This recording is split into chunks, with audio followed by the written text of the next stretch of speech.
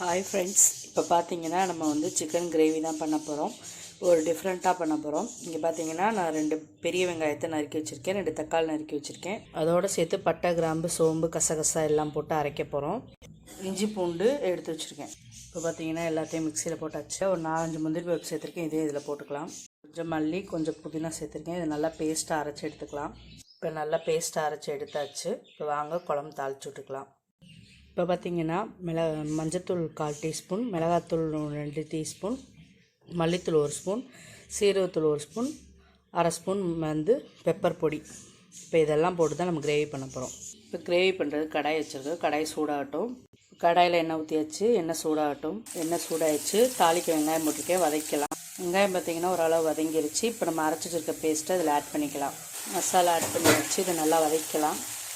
மசாலா நல்லா எண்ணெயில் வதக்கியாச்சு. இப்போ நம்ம எடுத்து வச்சுருக்க பொடியை இதில் ஆட் பண்ணிக்கலாம். இதையும் நல்லா எண்ணெயில் வதக்கலாம்.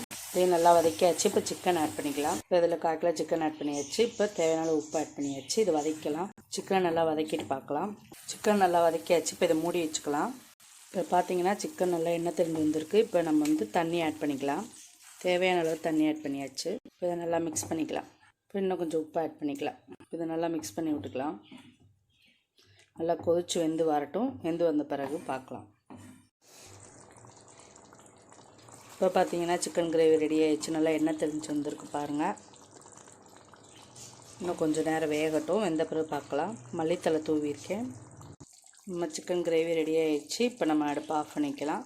உங்களுக்கு இந்த ரெசிபி பிடிச்சிருந்துச்சுன்னா செஞ்சு பார்த்துட்டு கமெண்ட்ஸில் சொல்லுங்கள். லைக் பண்ணுங்கள், ஷேர் பண்ணுங்கள், சப்ஸ்கிரைப் பண்ண மறந்துடாதீங்க. ஓகே, பாய்.